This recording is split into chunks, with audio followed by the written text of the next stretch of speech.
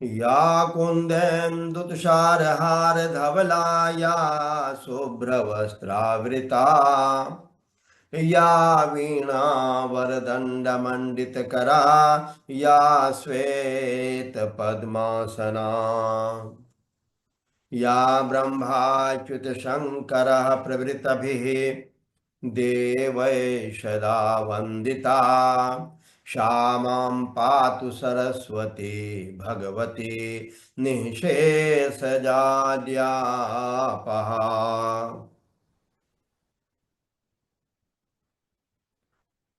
माता रामो मत्पिता रामचन्द्रः स्वामी रामो मत्सखा रामचन्द्रः सर्वस्वं मे रामचन्द्रो दयालुर्नैव जाने न जाने।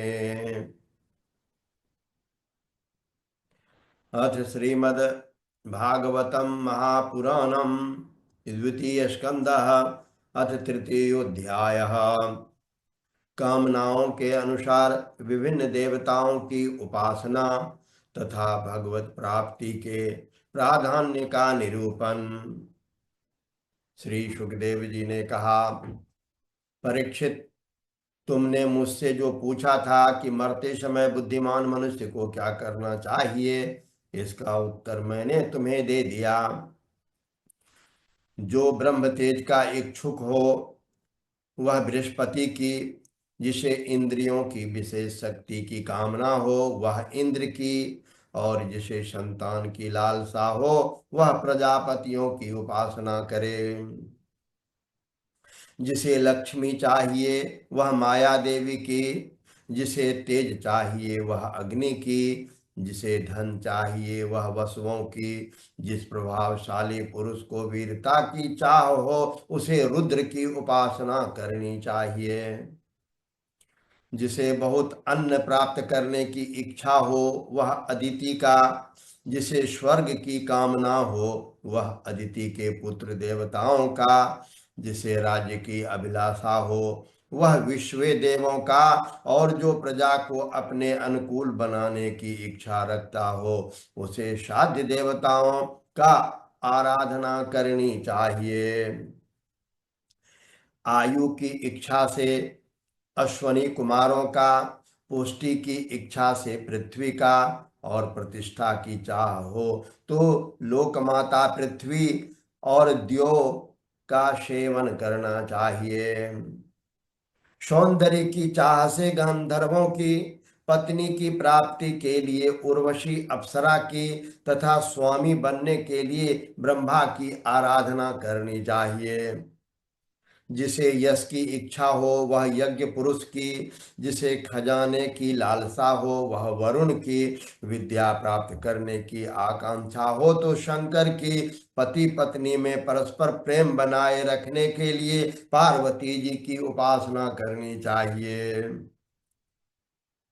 धन उपार्जन करने के लिए विष्णु भगवान की, वंश परंपरा की रक्षा के लिए पितरों की, बाधाओं से बचने के लिए यक्षों के, बलवान होने के लिए मरुदगणों की आराधना करनी चाहिए।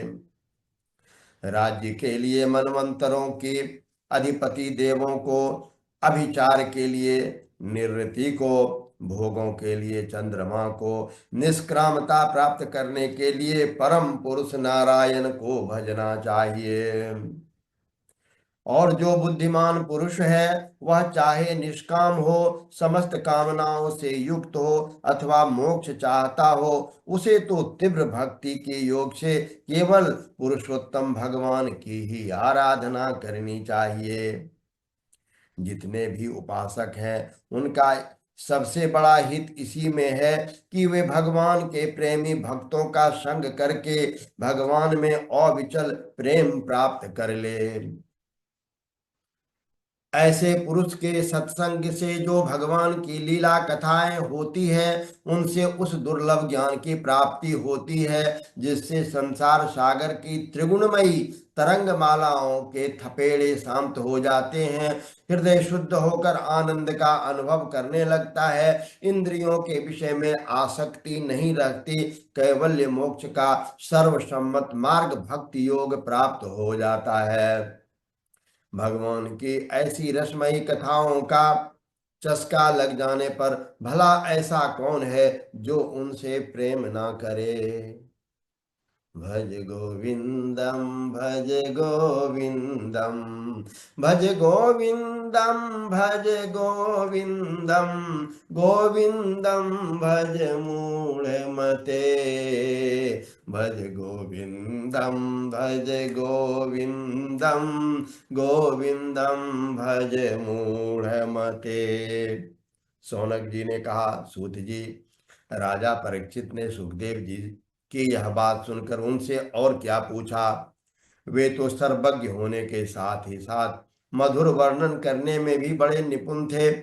सूत जी, आप तो सब कुछ जानते हैं, हम लोग उनकी वह बातचीत बड़े प्रेम से सुनना चाहते हैं। आप कृपया करके अवश्य सुनाइए, क्योंकि संतों की सभा में ऐसी ही बातें होती है जिसका पर्यवसान भगवान की रसमयी लीला कथा में ही होता है। पांडु नंदन महारथी राजा परीक्षित बड़े भगवत भक्त थे। बाल्यावस्था में खिलौने से खेलते समय भी वे श्री कृष्ण लीला का ही रस लेते थे। भगवानमय श्री सुखदेव जी भी जन्म से ही भगवत परायण हैं। ऐसे संतों के सत्संग में भगवान के मंगलमय गुणों की दिव्य चर्चा अवश्य ही हुई होगी। जिस समय भगवान श्री कृष्ण के गुणों के गान अथवा श्रवण में व्यतीत हो रहा है, उसके अतिरिक्त सभी मनुष्य की आयु व्यर्थ जा रही है। ये भगवान सूर्य प्रतिदिन अपने उदय और अस्त से उसकी आयु छीनते जा रहे हैं। क्या वृक्ष नहीं जीते? क्या लोहार की धोकनी सांस नहीं लेती? गांव के अन्य पालतू पशु, क्या पशु मनुष्य पशु की तरह खाते पीते अथवा मैथुन नहीं करते? जिसके कान में भगवान श्री कृष्ण की लीला कथा कभी नहीं पड़ी, वह नर पशु कुत्ते, ग्राम शूकर, ऊंट और गधे से भी गया गुजरा है। सूत जी, जो मनुष्य भगवान श्री कृष्ण की कथा कभी नहीं सुनता, उसके कान बील के समान है। जो जीव भगवान की लीलाओं का गायन नहीं करती, वह मेढक की जीव के समान टर टर करने वाली है। उसका तो न रहना ही अच्छा है। जो सिर कभी भगवान श्री कृष्ण के चरणों में झुकता नहीं, वह रेशमी वस्त्र से सुसज्जित और मुकुट से युक्त होने पर भी बोझ मात्र ही है। जो हाथ भगवान की सेवा पूजा नहीं करते, वे सोने के कंगन से भूषित होने पर भी मुर्दे के हाथ हैं।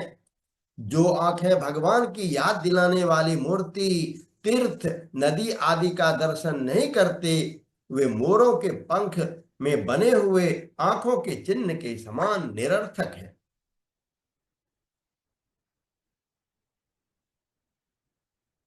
मनुष्य के वे पैर चलने की शक्ति रखने पर भी न चलने वाले पेड़ जैसे ही हैं, जो भगवान की लीला स्थलियों का यात्रा नहीं करते।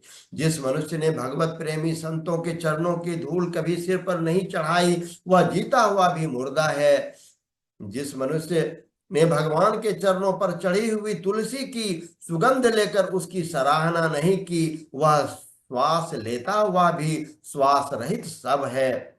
श्रुति जी, वह हृदय नहीं लोहा है, जो भगवान के मंगलमय नामों का श्रवण कीर्तन करने पर भी पिघल कर उन्हीं की ओर नहीं बह जाता। जिस समय हृदय पिघल जाता है, उस समय नेत्रों में आंसू छलकने लगते हैं और शरीर का रोम रोम खिल उठता है।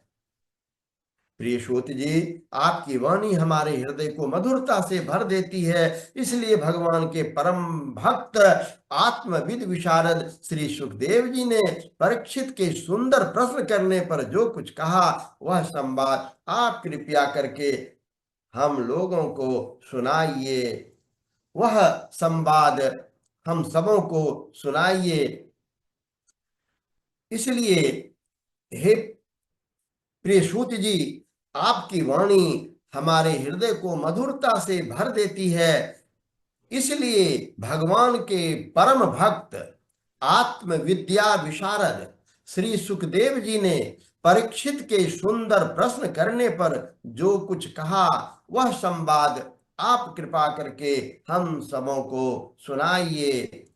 श्री कृष्ण गोविंद हरे मुरारे, हे नाथ नारायण वासुदेव। श्री कृष्ण गोविंद हरे मुरारे, हे नाथ नारायण वासुदेव, हे नाथ नारायण वासुदेव, हे नाथ नारायण वासुदेव। ओम नमो भगवते वासुदेवाय, ओम नमो भगवते वासुदेवाय, ओम नमो भगवते वासुदेवाय। मातृ पितृ चरण कमलेभ्यो नमः, गौरी शंकराभ्यां नमः, वाणी हिरण्यगर्भाभ्यां नमः, शची पुरंदराभ्यां नमः, सर्वेभ्यो देवी देवताभ्यो नमः। ओम जय श्री कृष्ण। जय श्री कृष्ण, जय श्री कृष्ण।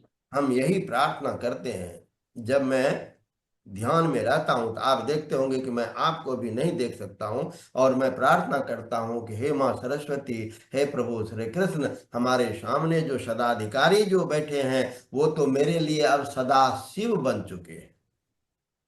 जय श्री कृष्ण, जय आपका नामकरण मैंने सदा शिव कर दिया। श्री जय श्री कृष्ण। मेरी ये तो सब इससे आगे ऊपर आवाज वाले नहीं निकलती है। मुझे प्रभु करते कहते हैं, आदेश करते हैं कि तुम अब मत बोलो,